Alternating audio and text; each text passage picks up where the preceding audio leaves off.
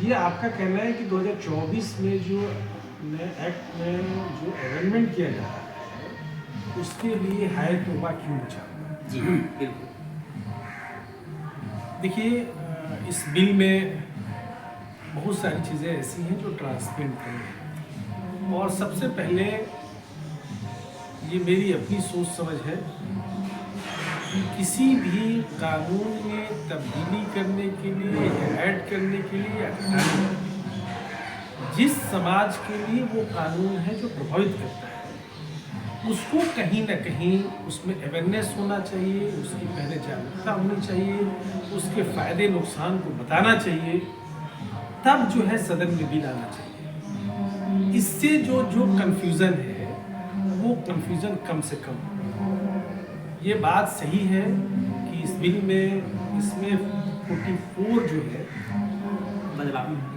जो एक्ट में जो 44 सेक्शन है उसमें कुछ तब्दीलियाँ की गई हैं।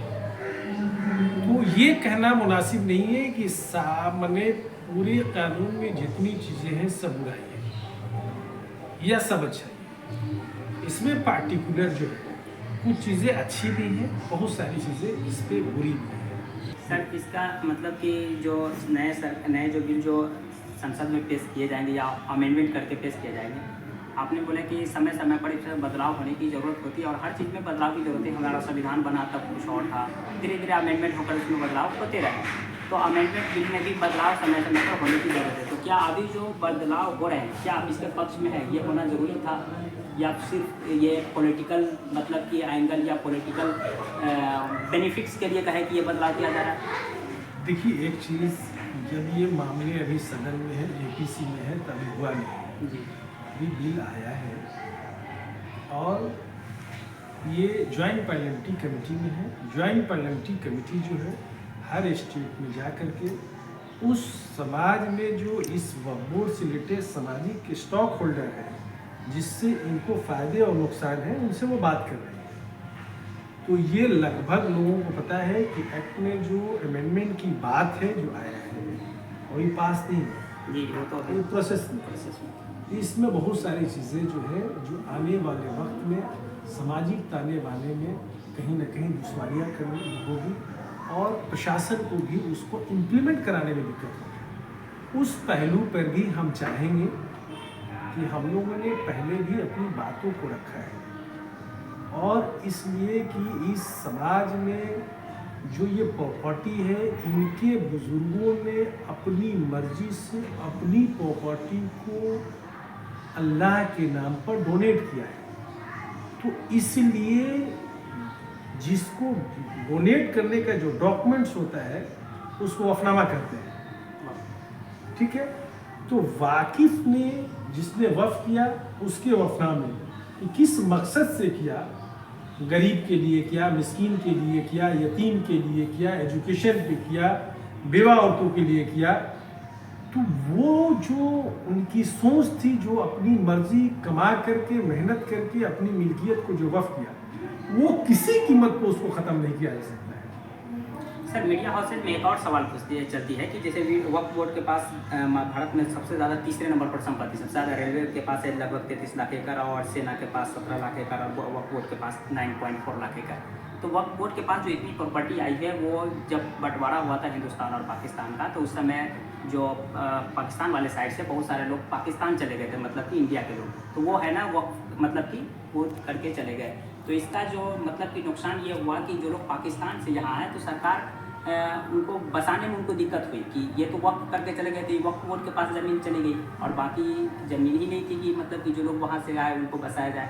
इसलिए ये अमेंडमेंट किया जा रहा है कि जो लोग भी इस तरह से मतलब कि बंटवारे के समय इंडिया से पाकिस्तान चले गए और उनकी जो ज़मीन वक्फ बोर्ड में है उनको मतलब सरकार लेगी और फिर जो पाकिस्तान से यहाँ आए लोग हैं उन लोगों में डिस्ट्रीब्यूट करेगी या उनको देगी।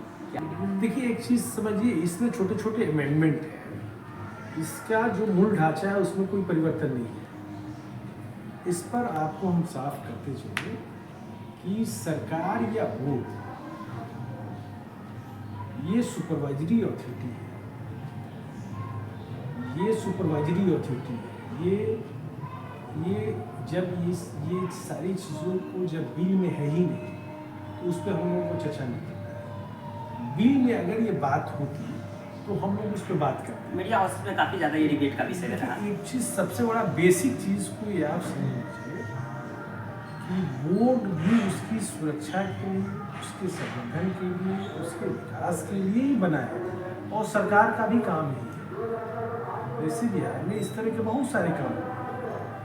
तो वक्फ की जो ज़मीनें हैं ये आपके कहने के हिसाब से बहुत ज़्यादा थी, इसमें बहुत सारे इंक्रोचर हैं, इसमें लंबे समय से ये सरकार की जिम्मेदारी थी कि इसको सर्वे करा करके, इसको चिन्हित करके, इसको अलग किया जाए।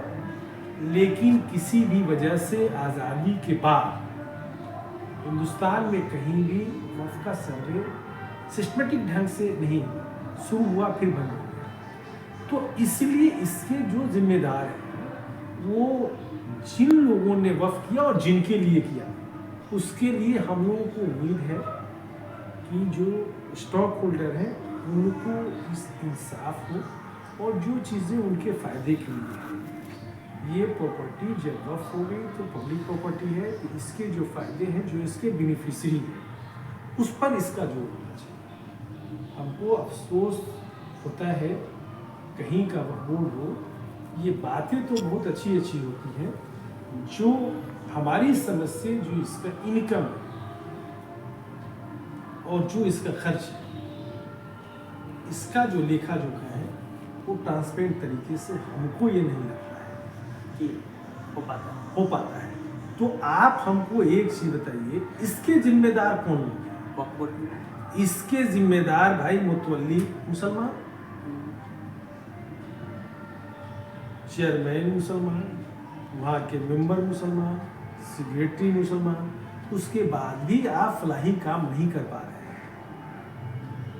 तो आप पर भी क्वेश्चन मार्क है। सिर्फ आप उंगली उठा रहे हैं, ठीक है, आपको जमहूरियत में राइट है अपनी बातों को करने का, अपने हकों को लड़ने के लिए, लेकिन सरकार अगर ये चाहती है, इस एक्ट अमेंडमेंट बिल में इसलिए इस बात की हमने चर्चा किया कि इसमें ये भी मामले हैं कि जो आपकी इनकम है, जो खर्च है, उसको पूरी तरीके से ट्रांसपेरेंट, तो आप उस बात को भी क्यों नहीं कहते हैं?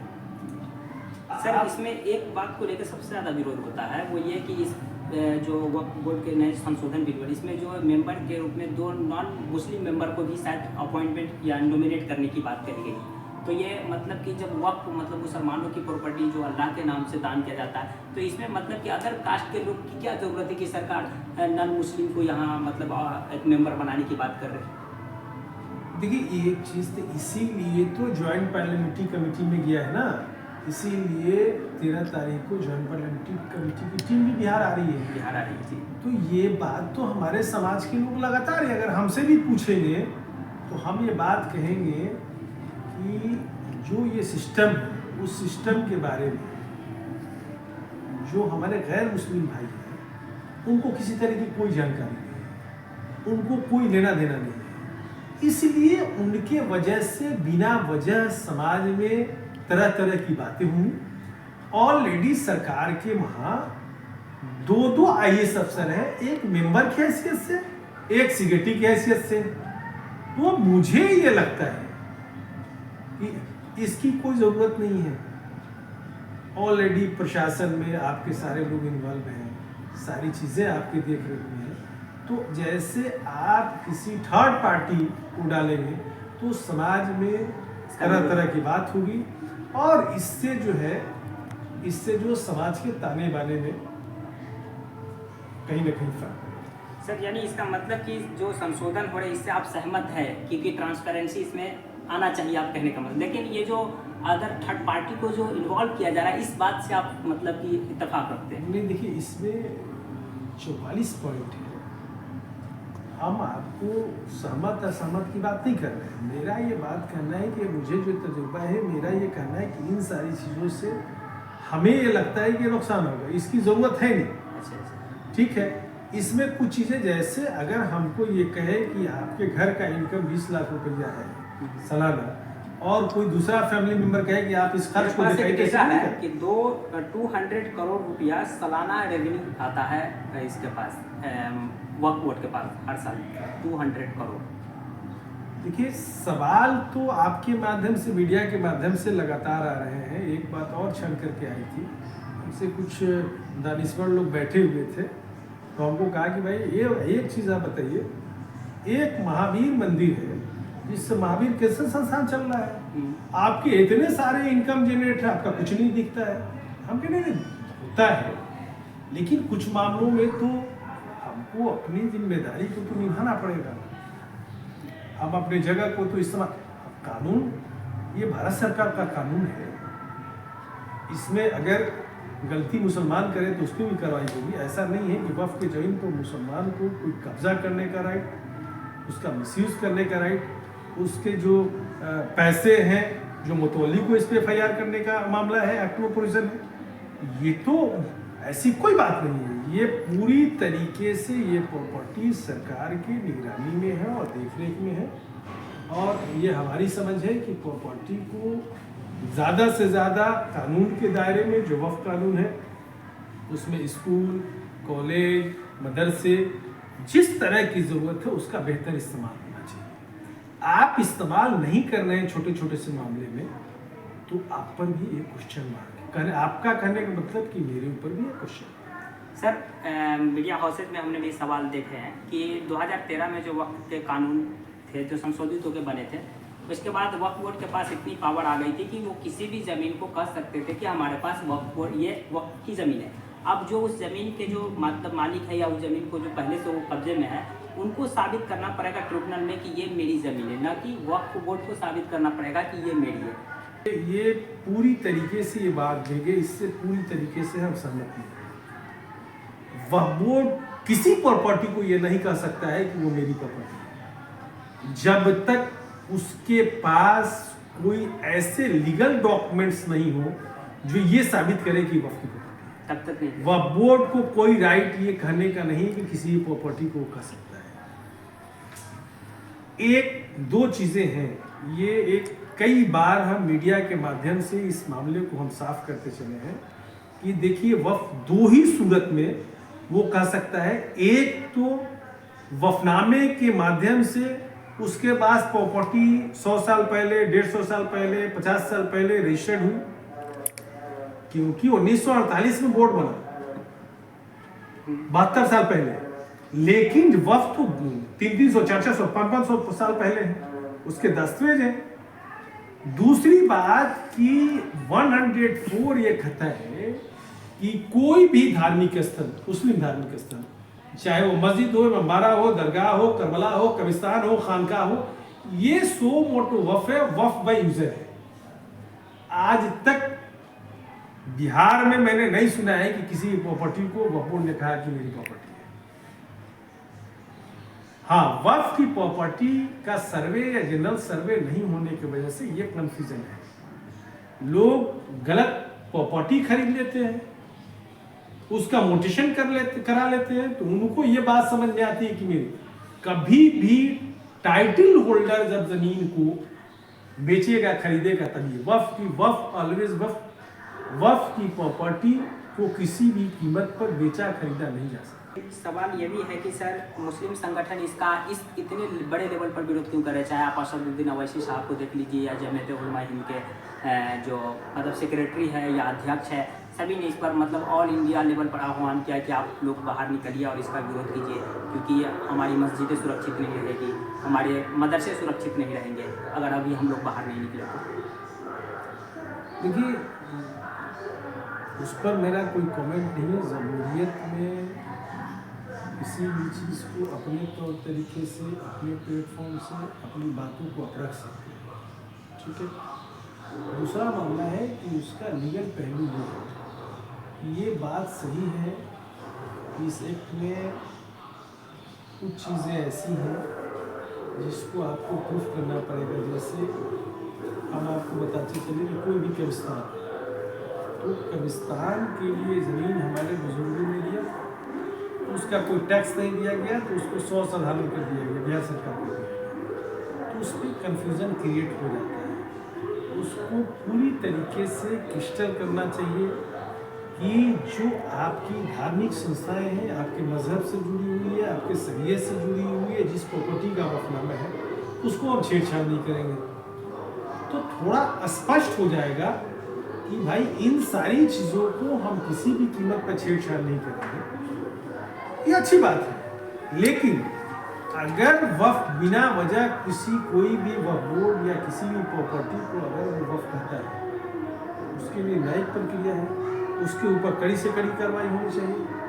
अगर या चेयरमैन या बोर्ड गलत तरीके से किसी भी प्रॉपर्टी को विदाउट डॉक्यूमेंट्स अगर कहता है तो उस पर भी एफआईआर होना चाहिए। अगर वो गलती करता है, दूसरे को परेशान करता है, दूसरे को हरास करता है, बिना वजह की नोटिस करता है, तो कानून में उसके ऊपर भी प्रावधान होना चाहिए, आईपीसी की धारा से उस पर भी एफआईआर होना चाहिए कि आगे से गलती से किसी भी गलत नियत से किसी भी प्रॉपर्टी को नोटिस या किसी तरह की बात को न कहा।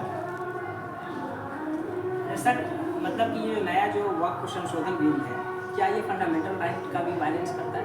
क्योंकि आर्टिकल 29 हमारे जो मतलब कि कल्चरल चीज़ों को संरक्षण की बात होता है, और 25, 26 धार्मिक स्वतंत्रता की बात होती है, 30 में मतलब कि हमारे मतलब कि जो कल्चरल मतलब कि अल्पसंख्यक के संस्थान खोलने की बात की गई है। तो क्या ये फंडामेंटल राइट को भी वायलेंस करता है क्या नया जो संशोधन बिल? देखिए, अभी इसी तरह के मामले जो हुए थे, आपको मदरसा बोर्ड 2004 यूपी गवर्नमेंट का मामला, हाई कोर्ट ने कहा कि इस मदरसे को संवैधानिक अधिकार नहीं दिया जा सकता है, अनकॉन्स्टिट्यूशनल करार दे दिया था, करार दिया। लेकिन सुप्रीम कोर्ट के जस्टिस ने ट्रिपल बेंच के साथ ये माना कि नहीं, ये संविधान के विरुद्ध नहीं है, हाईकोर्ट के आदेश को पूरी तरीके से निरस्त कर। देखिए, इसमें अभी इस तरह की बात नहीं है। अब ये कहें कि अभी ये बिल आया है, डिस्कशन में है, जॉइंट पार्लियामेंट्री कमेटी में, इसमें कितनी बार और भी कितनी चीज़ों को हटाया जाएगा, कितनी चीज़ों को जोड़ा जाएगा, तो इस तरह की डायरेक्ट कोई बात को कह देना बहुत मुनासिब नहीं है। लेकिन ये बात ज़रूर है कि जिसके लिए आप कानून बनाना चाहते हैं, उसके फायदे के लिए अगर आप बनाना चाहते हैं, अगर उसको कहीं ना कहीं नासमझी में उसका नुकसान हो जाए, तो जिसके लिए आप उसको मदद करना चाहते हैं, तो उस समाज के जो स्टॉक होल्डर है, जो दानिश्वर तबका है, वकील है, डॉक्टर है, आपको खानकाह के गद्दी नसीं हैं, मुतवल्ली हैं, उलमाए कराम हैं, इन सब लोगों के निगेटिव पॉजिटिव पहलू को देखते हुए ही आपको अमेंडमेंट करना चाहिए। अगर आप जैसे तैसे चीज़ों को कर देंगे तो एक तो उसका इम्प्लीमेंट नहीं होगा, क्योंकि जैसे आप इम्प्लीमेंट तो प्रशासन और बोर्ड के थ्रू ही कराएंगे, और समाज में इसका गलत मैसेज जाएगा, इसमें तफरका फैलेगा, समाज का ताना माना खराब होगा। तो इसलिए आपके माध्यम से भी कहना हम चाहते हैं कि कोई भी बात अगर कोई उलमाए कराम या किसी तरह का ऑब्जेक्शन करते हैं, तो पॉइंट टू पॉइंट बताना चाहिए कि सेक्शन 52 को आप, ये नॉन बिलेबल सेक्शन था, इसको आप हटा करके बिलेबल सेक्शन कर रहे हैं, तो एफआईआर का कोई मतलब नहीं है। ट्रिब्यूनल जो है, कहीं का कोई मामला होता तो ट्रिब्यूनल में जाता था, आप किसी कोर्ट में चले जाइए तो उस ट्रिब्यूनल का कोई मतलब नहीं है। आप बोर्ड में, अच्छा, इसमें ये कि डीएम को भी बहुत पावर मिल जाएगा, ऐसा नया संशोधन? देखिए, ये तो अभी सामने की बात है, अभी भी डीएम को पावर है। अभी भी 28 में जो मुख्य कार्यपालक पदाधिकारी होते हैं, वो जिला समर्था को भेजते हैं, वही ऑर्डर पास करते हैं, कोई रजिस्ट्री होती है तो रजिस्ट्रार की जवाबदेही फिक्स है। असल मामले यहाँ है ना कि इन चीज़ों को पहले से जानने समझने की ज़रूरत नहीं समझी गई है, इसलिए ज़्यादा मैंने हाय तोबा मचा हुआ है। जिन लोग इस बात को कानूनी तौर तरीके से समझ रहे हैं, उनको बहुत सारी परेशानी, उनका सीधे करना है कि इस पॉइंट पे ये मामला, इस पॉइंट पे ये मामला, इस पॉइंट पे ये मामला।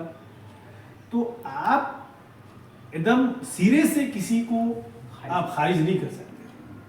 सर, एक सवाल ये है कि जब दोबारा संसद के शीतकालीन सत्र में वक्फ बोर्ड बिल पेश किया जाएगा जेपीसी से पास उस होने के बाद, तो क्या जेडीयू पार्टी जो आपकी है उसका वही स्टैंड रहेगा, इस बिल के समर्थन में रहेगी? क्योंकि मीडिया हाउस से बहुत खबर चल रही है कि all India Muslim personal law board से जेडीयू के अध्यक्ष की बात हुई और फिर क्या नाम है टीडीपी से बात हुई कि हम इसका विरोध करेंगे, और जब ये दोनों पार्टी विरोध करेगी तो फिर ये बिल पास नहीं हो पाएगी। तो क्या आपको क्या लगता है आपका पार्टी का वही स्टैंड रहेगा? क्योंकि ललन सिंह ने पुरजोर तरह से समर्थन किया था इस बिल का।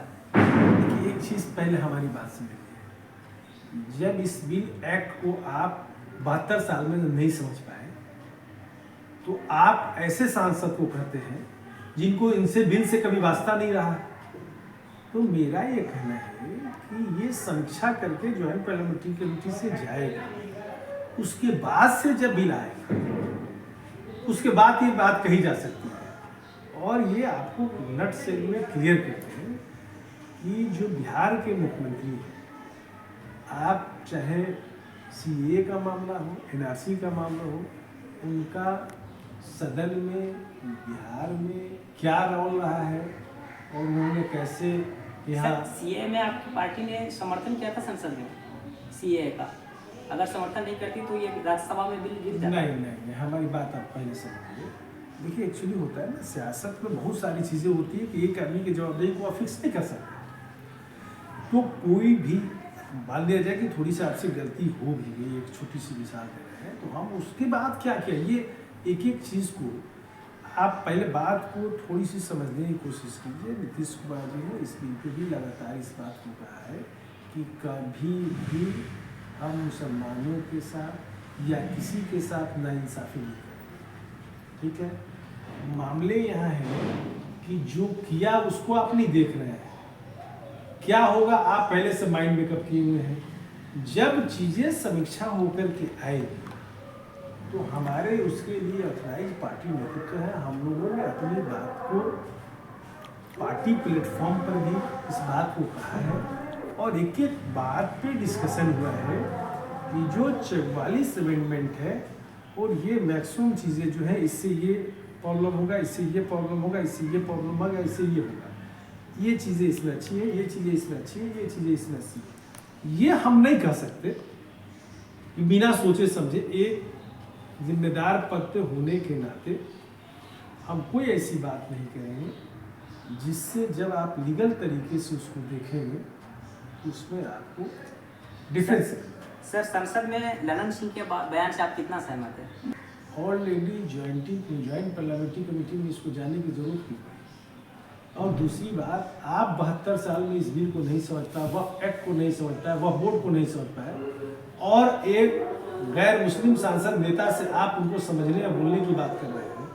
हमको आपको अपने दामन में भी झांक करके देखने की ज़रूरत है और इसको समझने की ज़रूरत है। ये कानूनी पहलू है, वक्फ का मामला ज़मीन से रिलेटेड है, ज़मीन का मामला पेपर से रिलेटेड है।